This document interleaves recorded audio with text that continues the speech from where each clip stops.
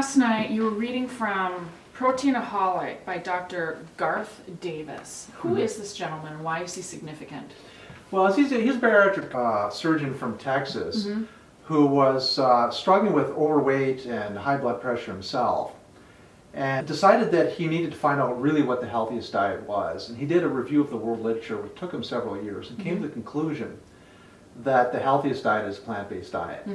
And just by chance, I'd been working on a script for another YouTube video about the healthcare system and our culture of illness, and how we really don't deal with the root causes of disease, but instead favor drugs, surgeries, and tests, rather than things like good nutrition, good sleep, and dealing with relationships. And just by chance, this quote by Dr. Davis fit perfectly with what I was trying to convey. Yes, yes. And you read it to me last night, and I thought it was worthwhile to share with our listening audience because it paints such a terrific picture as to what's wrong with our healthcare system. And really, how we as patients can be empowered to take charge of our own health care. He states, if you found out tomorrow that you had hypertension and your doctor told you, hey, in order to avoid a heart attack, stroke, renal failure, etc., it's crucial that you should go on a couple of antihypertensive for life. You'd do it, right? I mean, who wouldn't? But then, as he goes on, he talks about even regardless of the fact that you're going to suffer from perhaps blurred vision, cloudy urine, confusion, cough, dizziness, drowsiness, headache, depressed mood, nausea, vomit. I mean, it just goes on ad infinitum. And then not even, I mean, this is taking into account the fact that you'd probably be on additional medications to take care of your adverse side effects, right?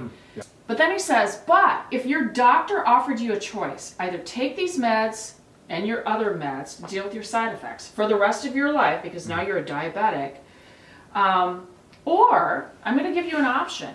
You can actually switch to a plant-based diet whose side effects include, oh my gosh, a decreased risk of diabetes, cancer, heart disease, stroke, so on and so forth. It would be a no-brainer, right? But as he states, unfortunately, in today's medical health care quagmire, physicians just unfortunately are not offering these options. And why is that? How much training did you get in nutrition? Well, I got more than average, I think, at the University of Ottawa, but a lot of it was really not that applicable. I remember learning about diseases like pellagra, beriberi, and scurvy, which are of historical significance, but you'll never see these diseases in general practice. We learned things like the molecular structure of vitamin A, which of course is kind of useless, but there was no emphasis at all on the relationship between what people eat and day-to-day problems that you'll see in the office every single day. And since that time when I was in medical school, up in between 84 and 88, that knowledge has exploded.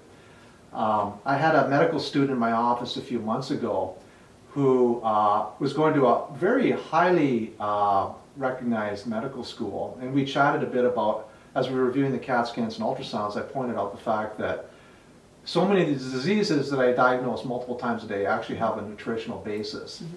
And we talked about that, and we talked about the paucity of nutritional medical education. And she pointed out that at her medical school, in the 4-year curriculum, there was not even a single hour of nutritional education, which I think is appalling.